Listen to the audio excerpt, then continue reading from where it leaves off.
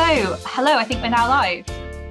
Hello everyone and welcome to the Habits of Highly Effective Megagamers panel. My name is Becky Campbell-Ladley and this panel was inspired by a blog I wrote on BeckyBecky Blogs a few years ago now called 7 Habits of Highly Effective Megagamers. But it's a big topic, so I can't really handle it all on my own. So today I've been being joined by 4 fantastic and very different megagamers to talk about what it means to be an effective megagamer, how each of our guests think that they accomplish that, and how other people can do the same. So our first guest is Anthony Howgego, and he's been megagaming since 2017 and has a professional background in game design and development. How are you doing, Anthony? I'm well. How are you, Becky? Yeah, really good. Really excited for this conversation. Can you just, in a sort of couple of sentences, tell us what you think your megagaming play style is? Yes. I think I play different games in different ways. Generally, I try to avoid direct conflict until I'm sure I can win. And then I do my utmost to crush my enemies mercilessly. That's kind of my thing. Brilliant. I said in yesterday's Launching the Con podcast that I find you very intimidating when I'm casting an opposing role to a mega game. So that rings very true. Next up, we've got Matty Robinson, who mostly plays and controls in Reading, Southwest and Horizon Mega Games. She's also run 2 games in Switzerland and she co-hosted the 2nd season of the Mega Game Assembly podcast. Hey, Matty. Hi, Becky. Hi. What would you say your mega game play style is? So it's definitely taken me a little bit of time to figure out my own mega game play style. But I think the style that I've definitely landed on, which I really like, is really role play focused and kind of focused on, you know, that narrative that my player character is going through. You know, I really love to dress up in costume and kind of really go for that sort of immersion. So yeah, I would say very much role play focused. Brilliant. Yeah, I love playing in games with you. It's always so much fun. Our third guest is Seumas Bates, who is a designer of Lights in the Sky and Kingdom of Seasons, and he was one of the co-founders of True North Mega Games. Hi, Seumas. Hello, Becky. How you doing? Yeah, really good, thanks. What would you say your mega game play style is? Yeah, well, certainly, I think I'm probably a lot closer to Matty than Anthony. I think for me, it's about narrative richness and about collaborating with people and really just enjoying time with my friends. You know, I'll take whatever my brief is meant to be and I'll try and find some enjoyable narrative thread, whether mine or someone else's, and kind of jump on that with gusto and try and see if I can tell an amazing story or co-tell an amazing story with people. Brilliant. Yeah, I know you're an incredibly supportive mega gamer, and I put you with some of my new mega gaming friends who've been their first time at mega games because I know you'll give them a great day. And our final guest is Tim Campbell-Ladley, who is a pre-Watch the Skies mega gamer who's been mega gaming since 2012. He helped co-found Peneye Mega Games and he designed the Shot Heard Round the Universe mega game. How are you doing, Tim? I'm good, thank you. Great. How would you describe your play style? I think I would describe it as very briefing focused, in that I'm a big advocate of whatever your briefing says to do, you should do it regardless of how sensible that is. And I would say the other big part of it is that I find I quite often do a lot of work kind of building coalitions essentially, and getting other people on board with whatever it is I'm trying to do. Great. Well, thank you all for joining me today. I think we're going to have a fantastic discussion. There's going to be tons to talk about, I'm sure. To all of our viewers, if you've got any questions that you'd like the panel to answer, then just go ahead and pop those into the Q&A section. I can't guarantee we'll get to all of them because, yeah, there's quite a few people on it and I've prepared a few questions as well. So let's just jump straight in with the first question. What's more important, succeeding at your objectives or having fun? And let's go to Anthony first for that. Cool. Well, I saw this question and immediately thought of a famous quote from a well-known board game designer called Rainer Knizia.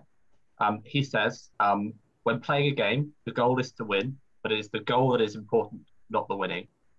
What I take from that is that obviously having fun is the point of it all, but for me, that fun comes from trying as best you can to succeed at your objectives and to win. So my short answer to the question is kind of both are as important as each other, kind of. Yeah. Cool. That's my Matty, opening statement. Yeah, no, that's a good start. Matty, do you have any sort of additional thoughts on that? Yeah, so I think it depends a bit on the interaction of the two very much. So if for you doing really well in the game is going to be fun, then they don't have to be mutually exclusive, right? You can do really well at the game and have a really great time. At the same time, if the strategy that you want to go down doesn't mesh that well with your playstyle, you might do really well at that strategy, but it might not be fun for you. So I think it's actually about first kind of figuring out what is fun for you, and then can those actually work together. So I think there's a kind of a very much an interaction there, where I think, for one player, having fun and doing well in the role can be very much the same thing. Yeah, and don't feel like I need to come to you if Seumas, Tim, Anthony, if you want to come back with anything that Matty said, don't feel like you need me to give you permission to talk. Would anyone like to share any more thoughts on this? Are there other things that are important at mega games beyond having fun or succeeding? I'll jump in.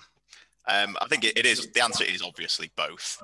But if you made me choose, I'd say succeeding at your objectives, because I think players owe it to the designer and owe it to all the other players to try and complete whatever objectives they've been given.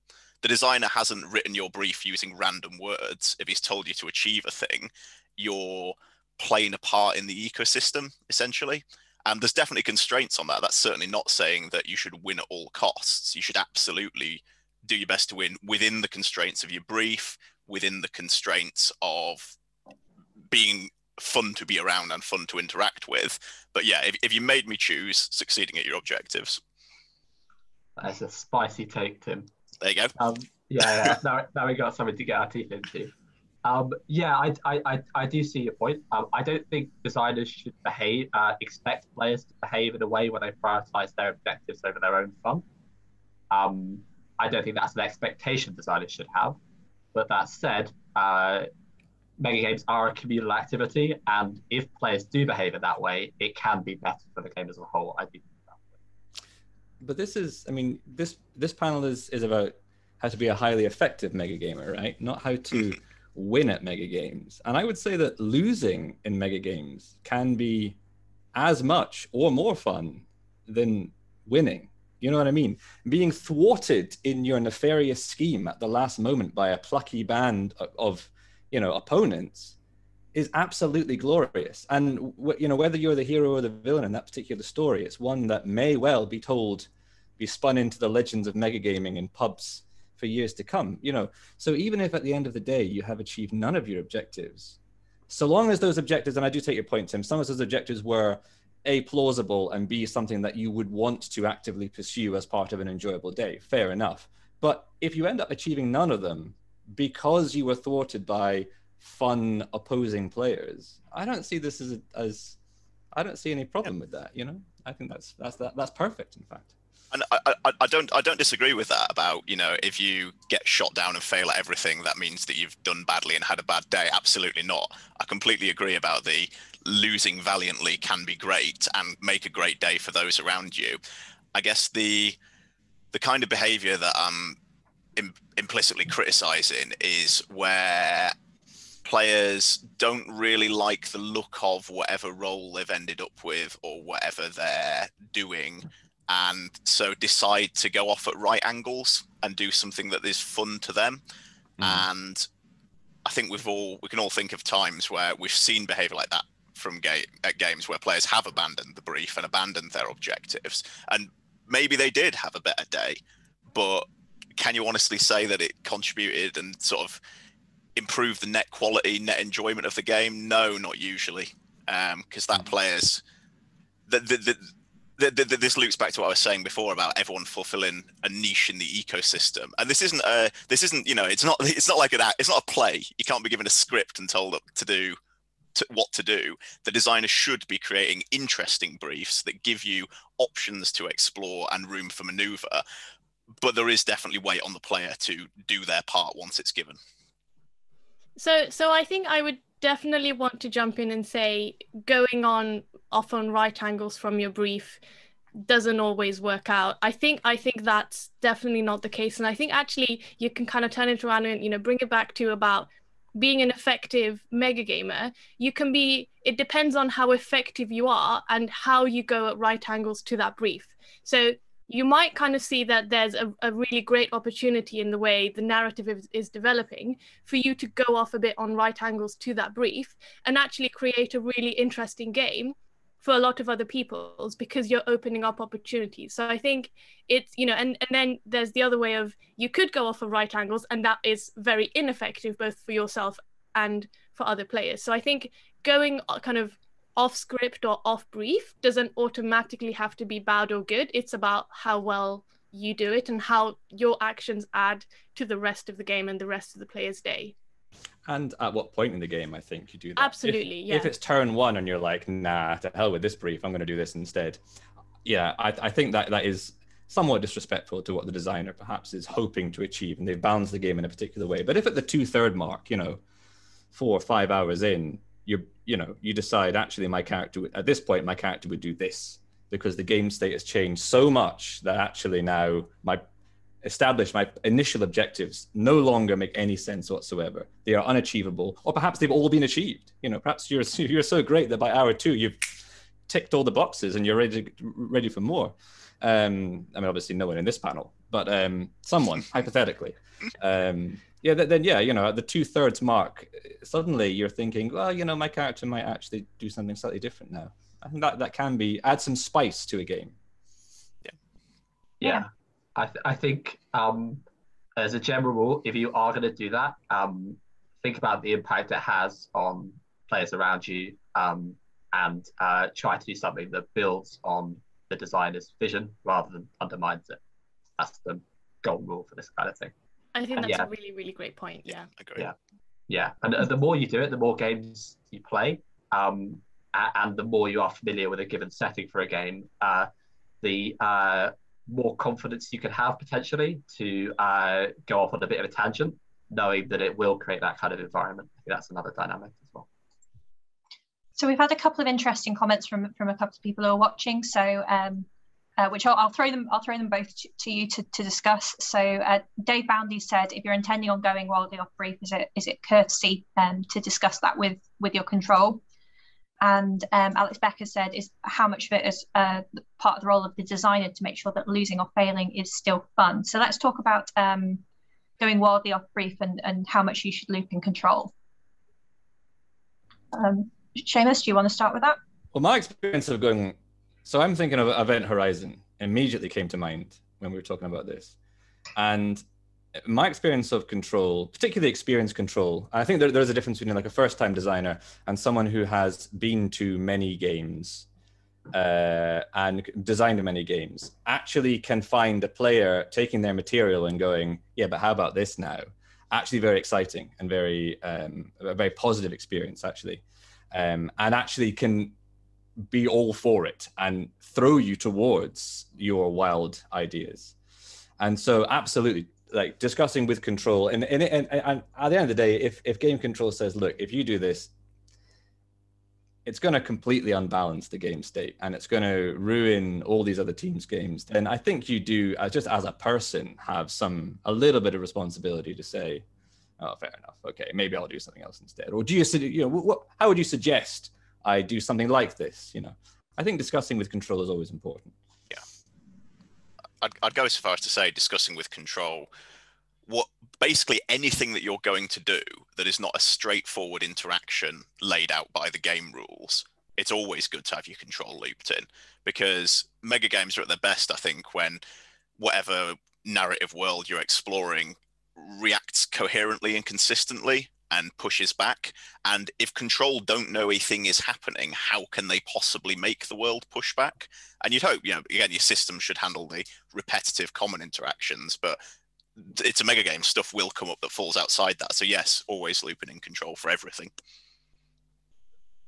Yeah, and I will say that controlling well means that players are more likely to do this. If you're the kind of control that empowers your players and have a kind of yes and approach where you are working with them to implement their will on the game and throwing up challenges that are realistic, that's all great. And I think players will naturally loop in control of those situations. If you find that players are consistently not looping in control in the way you feel they should, that might be because your control team is shutting down creativity more than is ideal.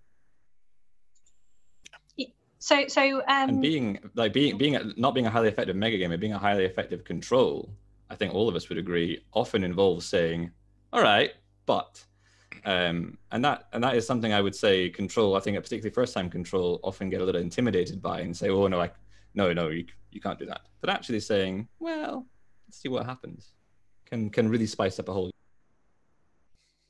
So if a player is sort of on a losing or failing sort of spiral, there are things that control and the designer ahead of the game and control during the game can do to ensure that's still fun and interesting for the player. Matty, do you have any thoughts on that? So I think it depends a bit on the game, right? So in some games, there are some players who are sort of set up a little bit as antagonists, and the briefing is a bit about losing, but losing kind of with class or with style, or, kind of like putting up a fight, but you kind of know you're about to lose. An example that really comes to mind is Who Will Watch Them? The people playing the villains in that game, you're a villain and you've got these objectives, and it's kind of like, it would be great to achieve that, but also part of the game of the other players around you is to thwart you. So actually your aim is not necessarily not be thwarted. Your aim is create a fun game for the others and have fun being thwarted almost, So I think it's a bit about kind of thinking about, is that role, has it been set up? Are they in a role where they are kind of a bit, that is sort of where they're at?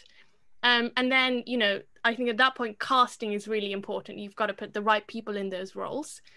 And if it's a role where that's not where they sort of ought to be, then yeah, sort of stepping in, do they need some more resources? Do they need a bit of a hand because they're kind of new to this and kind of need a sense of, who could I speak to? Who do I need to make an alliance with?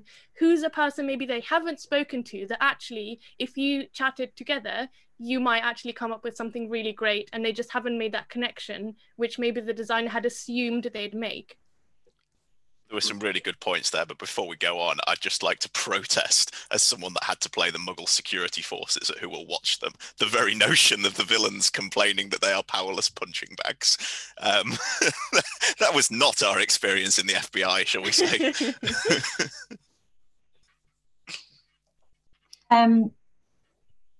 Has anyone else got anything to think about that, or shall we move on to the next question? Let's move on. So the next question we've got is, what ways can players make the game better for those around them? I think there's going to be a lot of ideas here. So Seumas, let's start with you. Sure. What ways can we? Well, I do agree with what Tim said earlier, and actually what Anthony said earlier about the briefing, and starting with your briefing and taking that as as your character. And thinking, really positioning yourself as a player, as a character within this particular world. And that is an excellent start to any kind of interaction within a mega game, because from that foundation, you can then build out to where your story and where the collective story that everyone is telling throughout the day may end up going, and where you might want to steer that. So I would say that, ways you can make everyone enjoy themselves is by taking the helm, as it were, at times, in steering the narrative, steering stories, initiating actions, initiating betrayals, as the case may be, but also being happy and being excited to take your turn being the support cast when someone else has got a really good idea. Not needing to be the center of attention at all times, taking your turn being the center of attention, taking your turn driving the narrative forward, and making exciting choices, but also enjoying reacting to when other people are sort of leading the narrative charge, as it were, and appropriately and in character responding to that. Occasionally making bad decisions, because that's what your character might do, making impulsive or unusual decisions, because rather than the correct decision to win, I would say. And I think that can that can really help the flow of the entire narrative and really help other people tell stories. That's a really interesting point. I'd like to come to Anthony, because I think your play style is probably the most opposed to that one. So what are your thoughts there? Yeah, well, I mean, I don't know go as far as to say opposed, but like in terms of what ways can players make the game fun for those around them. One, as Seumas says, interact with them in a way that works with the theme and helps other players get immersed in whatever the game you're playing is about. That is a really important dynamic. But the other thing I would put emphasis on is giving other players decisions that are interesting, providing interesting decisions to other players. So that might mean, if you have someone you have a potentially adversarial relationship with them, talk to them and see whether they want to commit to being enemies for the game or kind of start working together a little bit more than you might have at the start of the day. Like providing players interesting mechanical decisions is another important element, I think. Great. Tim, I think you've got something. Yeah. You look like you've got something to say. So I think one really simple one that's sometimes a bit hard for people to realize is information security. Don't do it. Tell people things.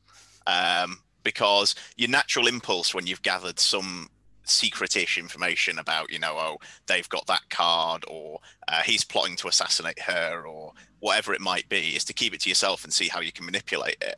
But actually, the rate of information propagation through a mega game is really slow compared to just the time available. The whole thing will be done in about 6 hours. And if you want that information to get out and circulate fast enough for people to do interesting things with it. And so telling people things that you know, and if you've got a team or people that you're cooperating with, delegating the doing of things to them as well. I think particularly team leaders sometimes will try and keep all of the important stuff to themselves because they trust they do it well. One of my all-time mega game highlights still is Watch the Skies 2, which was the first of the really large ones. And I was China in that with an 8-person team. And it was a bit of a lightning strike in that there's a lot of names in that team that would be recognized now. It was a pretty fantastic team, but I very consciously decided that I was going to keep using the nukes to myself. And that was about it. And I handed out everything else that I could. We talked a lot before the game. I think that's something, I don't think there's enough pre-gaming that goes on. And this might be another controversial take, but I think more pre-gaming, not in the terms of necessarily planning out what you're going to do for a game, because it doesn't work usually. Whole thing comes apart in the first turn. But in terms of really understanding who your team is, what you want to achieve, and getting everyone on the same page about that pays back multiple times over, because the team hits the ground running and you're all much more invested, I guess is the word. So yeah, that rambled a little, but a few useful pointers there, hopefully. Just to follow on what Anthony and then Tim was saying there, actually, I would say something which we haven't mentioned, I don't think, so far, is that particularly when you have a very antagonistic relationship with another player, it is almost always worth, out of character, having interactions with them as well. Whether it's just clarifying, are we cool here? Is it okay? A little bit of the old, thumbs up, thumbs down stuff, particularly if you are shouting at them for like 3 hours and you are trying to kill them and you're having a very, very aggressive back and forth, well, maybe not aggressive, you shouldn't be aggressive, but like, antagonistic back and forth. I would say it's always worth just having a wee human interaction, just being like, are we still cool? Everything is clear. This is all in character. I'll buy you a pint. And yeah, if you do kill someone, I think you should buy them a pint afterwards. I think that's good. Yes, just decent courtesy. Yes, I think that's a very good rule. Yeah. I think that leads us like nicely onto a question that we have from Jerry. Can I jump in with two more things? Sorry. So one thing, sometimes being creating a game that's fun for players around you, it's about being disruptive. It's not just about moving along with whatever like agenda another player has. Mega games are all about like friction, heating relationships, and sometimes you can compete in ways that the designer hasn't foreseen that is super interesting. And the other thing I want to say, going on from what Tim said, is that I absolutely agree with the pre-gaming thing. Megagaming as a community seems to, on some level, have like sees pre-gaming as negative. I think designers are worried that if players get on the same page too early, the game itself won't be fun. But I think that's the wrong attitude to have. I think the fact that players pre-gaming is actually a great sign that you've built something that people want to engage with. Yeah. And the games where I have pre-gamed to some extent have been the ones I most enjoyed, and I think there's a causal relationship. Cool. So yeah, we've had a question from Jerry that I'd like to ask Matty, because I think you might have thoughts about this. Is being killed in game ever fun for the victim, or possibly being the target of being killed? I feel like we're referring to a specific episode here, Becky. I think Becky might be talking about when she tried to kill me live on TV in Monsterville Mansion. That was definitely quite an event. It was a very momentous part of what was, for me, a really, really fun game. I would say to me, it was quite fun because it didn't work. I survived, my girlfriend interjected, there was a screaming match. I couldn't understand it, but it was, exciting. I would say it depends on the game. I think it depends a lot on the game. It depends on the kind of narrative of the game and to what extent kind of, you might die is part of the sort of, it's upfront and communicated. And then there's also, how easy is it if you die to get back into the game? If you die and, there's sort of spare characters around, but you sort of have to like start from the ground up, and everyone's had 3-4 turns worth of time to build up resources, a network, etc., you're massively behind everyone. If you get put into a new character and you're basically, it's a slight rejig, but basically, you come back and you've got someone to avenge, it's a whole different story. So I think it really depends on how it's handled, really, and how much, it sort of feels fair to that character or to that player as well. So I think it's really hard to make kind of blanket statements about this one. Yeah, Tim, do you have any thoughts about that as well? Because I know that at SHOT there was some player deaths that I think you might have handled differently. Yeah, I think that's fair. Though player death is a tricky one. It depends on the game as to whether it even makes sense or really has an impact. Because honestly, if you're coming back as the immediate replacement and it's not having an impact on the person, why is it even a thing? Why are you making the attacking player waste whatever resource it is on doing it? What I tried to do in SHOT was my assessment of real world political assassination is that it's mostly a waste of time. The only time when it does have a impact is when A, you know who's going to take over, and B, you can reasonably expect them to have meaningfully different policies in some manner of interest to you, presumably if you're shooting them. So I allowed it in a limited capacity at SHOT to target basically the autocracies, where you had a defined crown prince and you wouldn't just be coming back as the vice president who looked suspiciously like the previous president.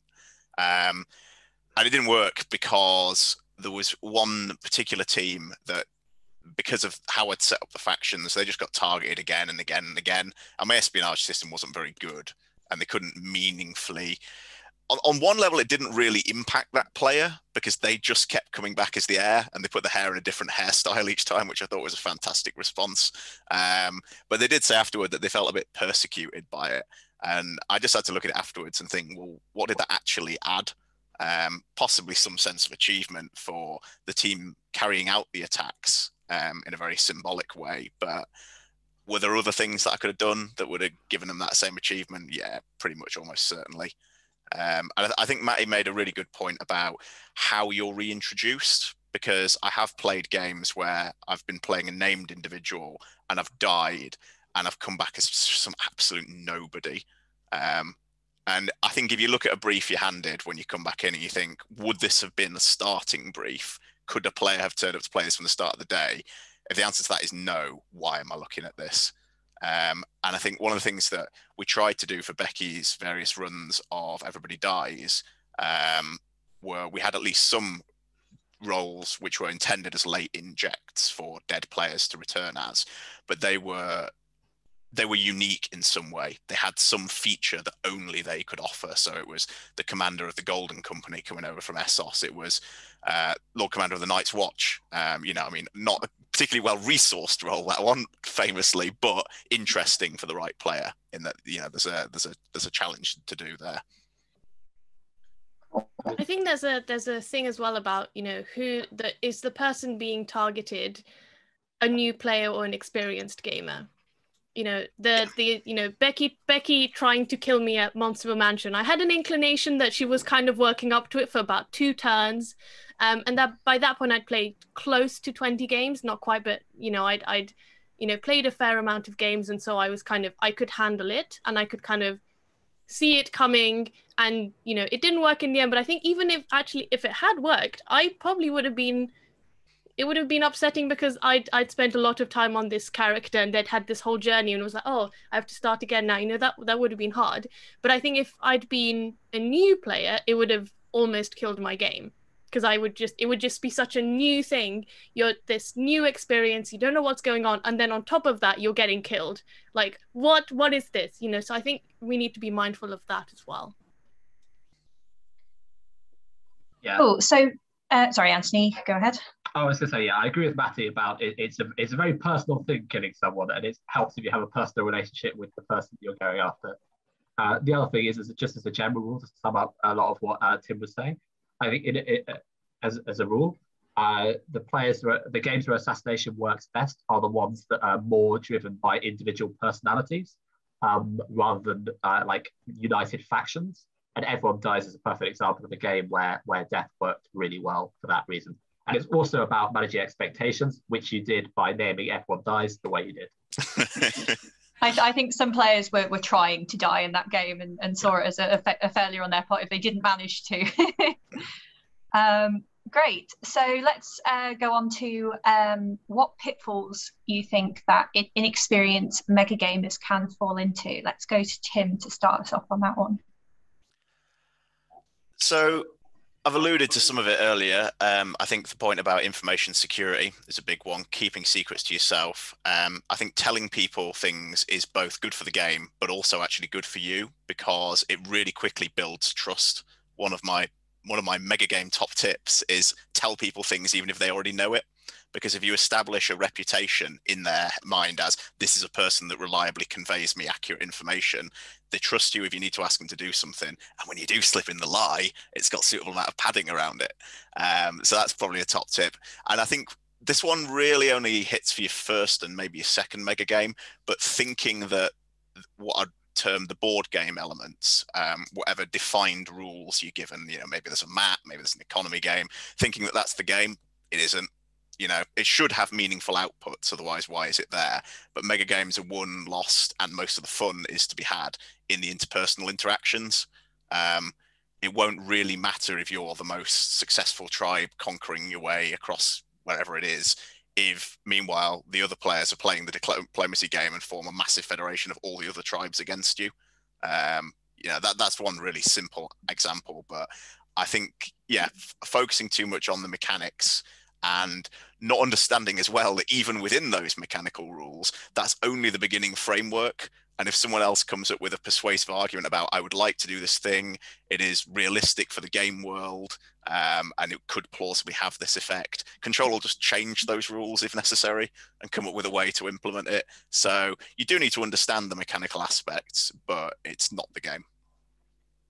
Great. Seumas, would you like to share any other thoughts? I mean, I would absolutely agree with what Tim's saying there. From my just observations, and I'm going to make some grand statements here, but from my observations, new players, first-time players tend to spend a lot of time stationary in the room and looking down at their hands, whereas experienced players tend to spend a great deal of time looking up and moving around the room.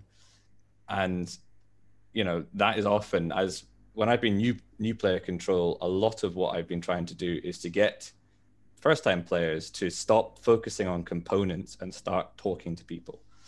And often it will a new player who's having a bad game, often that is enough to change and make them woven into the game proper, to start making decisions, start making active decisions. Because we're not playing board games. No, we're not. Matty, you've done quite a bit of new player liaison. Do you have any other tips that you sort of tend to give to new players at games? I mean, the talk to if you're feeling stuck, go talk to people is 100% in my briefing. You know, if you're feeling a bit stuck, go talk to people. Find another look around the room. Find that other person who is maybe looking down at their cards, sort of looking around at their board. Go talk to that person. Just go, talk to people very much so. I think one of the things that I think, as I've kind of learned a bit more kind of what the point of mega games is, I think really useful is think not just about your component of the game, but getting an understanding of the game sort of overall system. And I think Ed Silverstone did this really well, explaining this for By the Grace of God, because the game kind of had like 4 or 5 different areas, but the first part of the handbook explained how they all linked to each other. And so I think then you kind of get the sense of the overall system of the game. And so you get this sense of how do different pieces link together.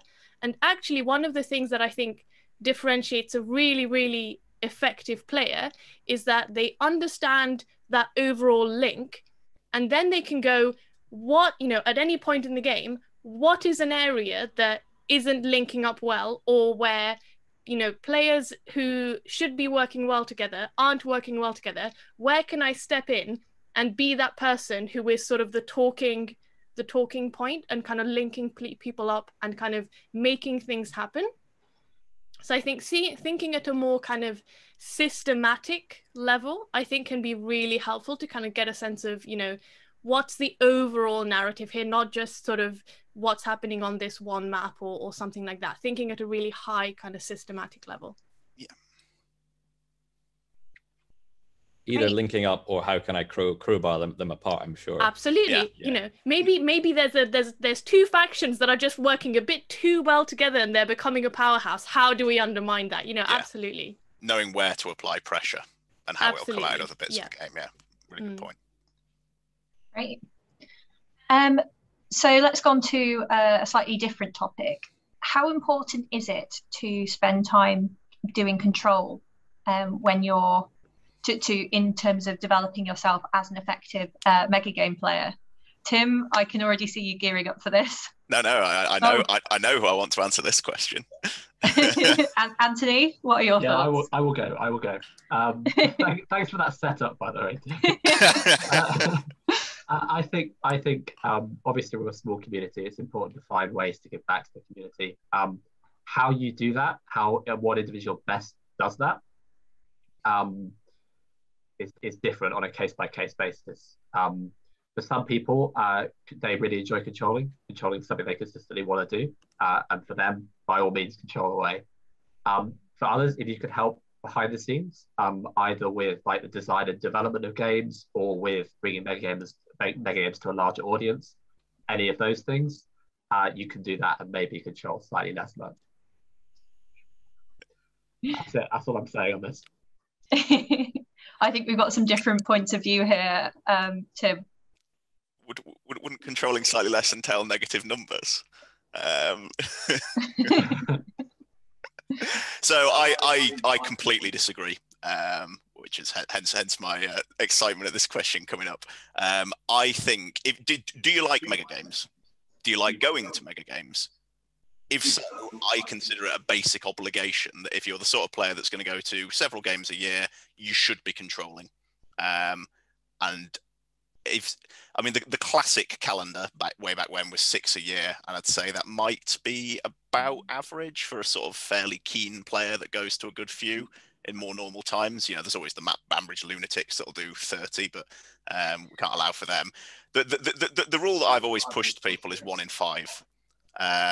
You should be controlling about 1 in 5 every game you go to.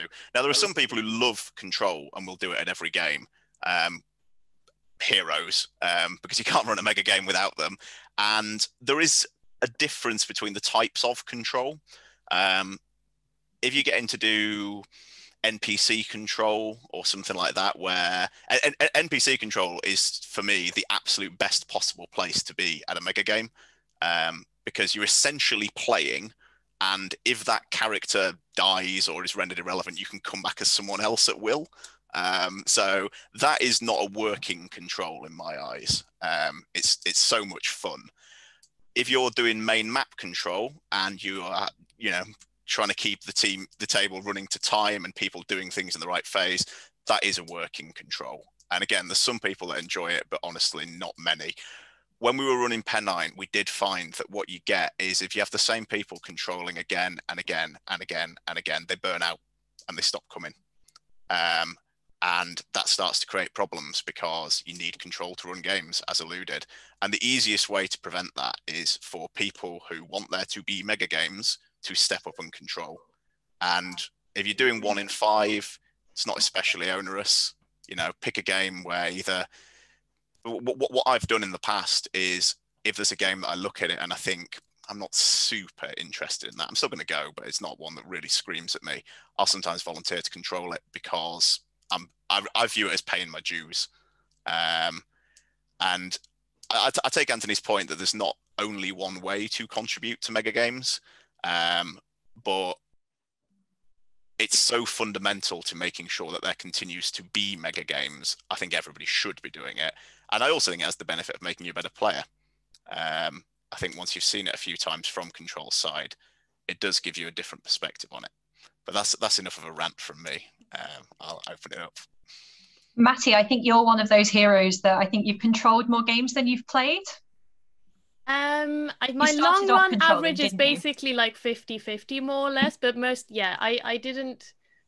I've actually been making an effort to play more games. That's me. I think I'm also a weird case because I started out controlling and I didn't play until my 6th or 7th game, partly because when I started out, playing seemed really scary, and actually being more of a kind of helping out the game run role seemed less scary, because that kind of, I think because it was when I had a lot less experience with the kind of the concept of being narratively creative and like making those kind of narrative choices and role playing, and that all was really scary to me, whereas kind of being in a more observer type role was like, okay, I want to see what this is like, see how it works, and then kind of eventually plucked up the courage to play. I'm the thing that I really like about it, and which kept bringing me back at first, was it was really, really rewarding, because you're part of the team that basically allows the magic of mega games to happen. And to me, that was just a really, really rewarding thing. So I would say do it 100%. It feels amazing. If you can be a part of someone, a team that, makes a great day for somebody, or, you can step in and help out a new player. I mean, that's just an amazing feeling. And it's a different amazing feeling to when you have a great day as a player. So, more variety in amazingness. Seumas, really like cheesy, just cheese there. But yeah, I really love controlling. So, I mean, I will just be cheesy about controlling. We need more people telling people how good it is to be controlled. So that's very welcome. Seumas, do you have any thoughts on the control topic? I'm in this really horrible position of agreeing with both Anthony and Tim. This is like philosophically quite a problematic space. No, look, I obviously like what Tim is saying about, like, at the end of the day, if no one was willing to control, then we wouldn't have mega games. And so to a certain extent, there is an element of like paying your dues. Agreed. And I would say that everyone who has played a good handful of mega games should control once. I would agree that there is an element that you probably should try control, just for your own engagement, your own interest in the hobby. If you've been to 5 mega games, then surely you want to control. I mean, most people I've met who've been to 5 or 6 or 7 mega games are just so curious. As Tim says, a game comes along that they're not particularly engaged with. They think, well, you know what, let's give it a shot. However, as someone who's run a couple of games now, I would rather have 5 excellent control who really want to be there rather than 10 not so excellent control who are doing it just for the sake of it. And I would say that I don't know what a bad player is, but like a bad player, someone who's not really engaged in the game, someone who's not really engaged with the game, will damage the overall experience of the game far less than one control player who really doesn't want to be there and doesn't want to be doing what they're doing and doesn't want to actually participate. And I would say if that is going to be your attitude to controlling, if you're not going to be engaged, you're not going to be committed, you're not going to be part of that world, then definitely don't control, because it will hurt the overall experience far more than if you're just going to be an unengaged player. That's what I would say. Cool. Anthony, any final thoughts? I would like to bite back on Tim, if that's okay. Yeah, go for it. Because I have a very different view here. I think in this hobby generally, we put way too much weight on paying customers to behave in ways that we deem appropriate and good for the hobby as a whole.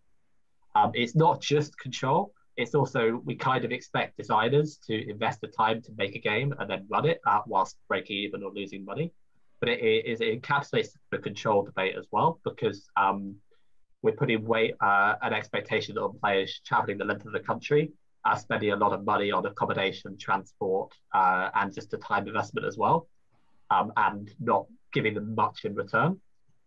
So I think what we need to do is try and align the incentives in this hobby with the way we want people to behave. And part of that is either paying control or making sure control have an engaging and interesting day. I think there's also a burden on designers not to cast too many control and leave some with nothing to do and feeling like they haven't contributed anything. And there are a lot of discussions that need to be had for this model that we have now to be sustainable into the future. I think that's a really good thing, and I think that next MegaCon we'll have to have a panel on how to encourage control. Sure. So we've got about another 8 minutes left. So let's move on to our last question, which is, are there any other highly effective mega gamers that, because obviously there's only 4 of you on this panel, there are tons of fantastic mega gamers out there. That so is there anyone you'd like to mention? Matty, let's start with you. Oh, I didn't know we had to pick someone who wasn't on the panel, because I was. Oh, you can pick someone on the panel if you like. Oh, I mean, like 100% no questions, Anthony. Like, yeah. Very kind. Oh, would you like to say why in particular?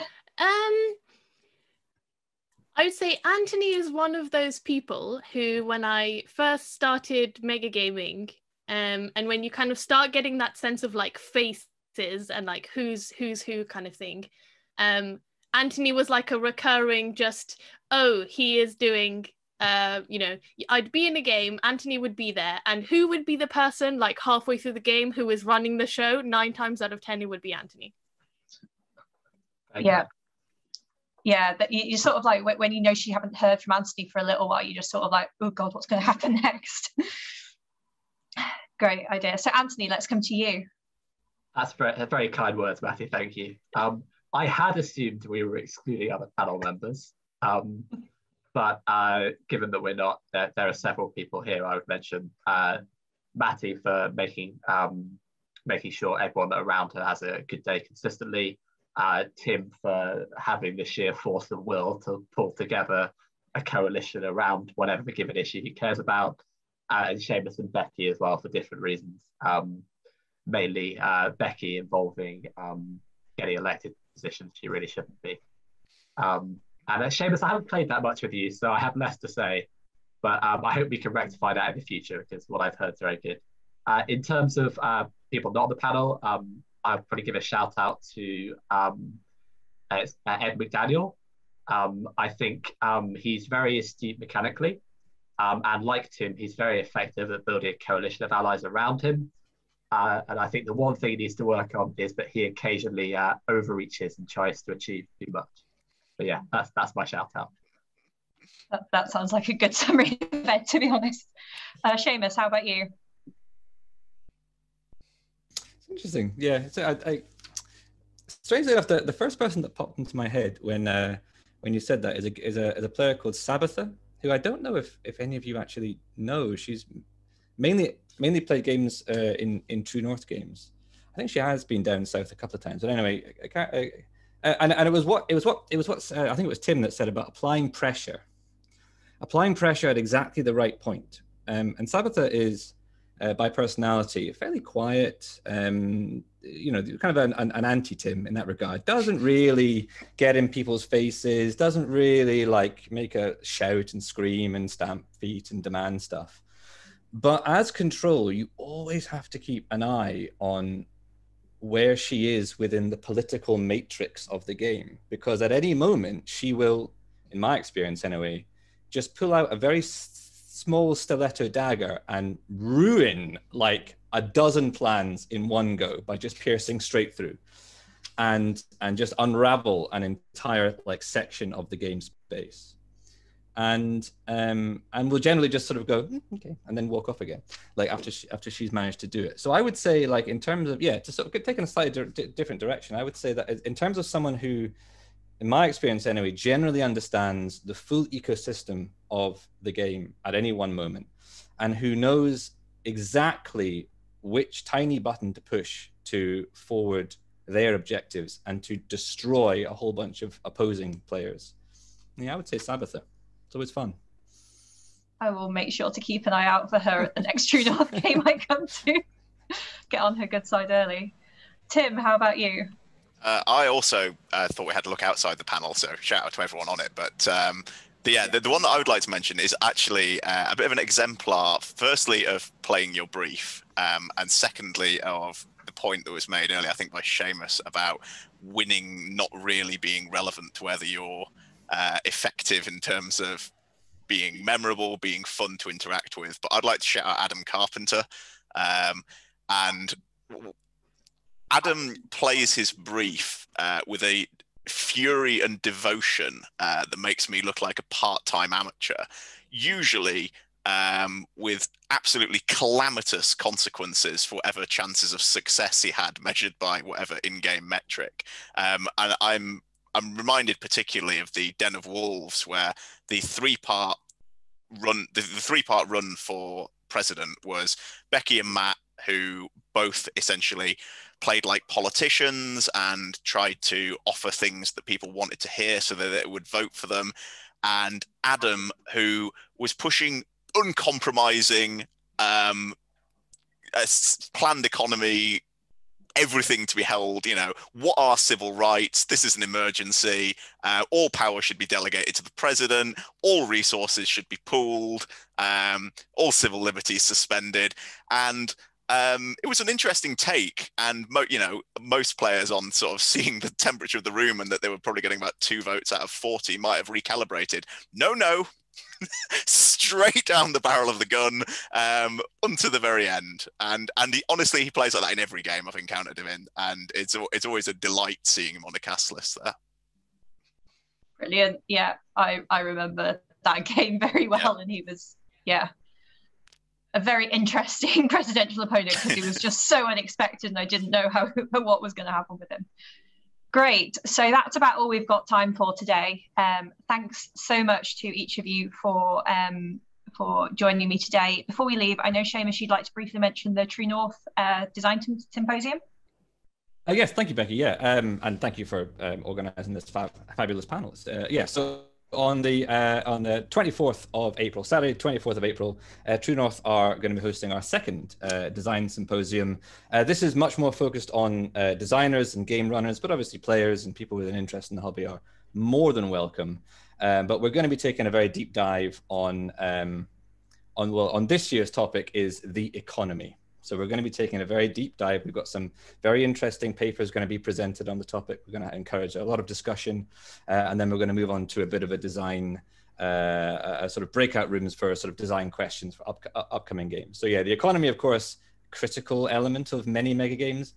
Often one, I think it's fair to say, that doesn't always land perfectly. But yeah, so we really want to take a sort of, I don't want to say intellectual or academic, but certainly a very deep and very involved discussion about the economy and how we can improve economies in mega gaming in general. So yeah, it should be a lot of fun. I encourage people to come along. If you do have something to say on the topic, please, yeah, get in touch, send us an email. We'd love to hear from you.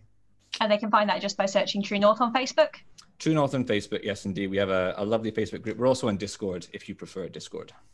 Brilliant. So just to talk quickly about the next seminar that we've got in about 5 minutes' time. It's a seminar from Alistair Rutherford and Dr. Vicky McCall from the University of Stirling, titled Hope 2030, Serious Gaming, Housing and Aging, which looks like a really fascinating talk. So I thoroughly encourage all of you to go and check that out. Otherwise, I'm sure my panelists will be around in the pub, the pub, later on today, if you want to continue talking about any of the things that we've brought up today. So thanks each and every one of you for all of your fantastic perspectives and insights today. And thanks everyone for watching. Thanks, Becky. Thanks, Becky.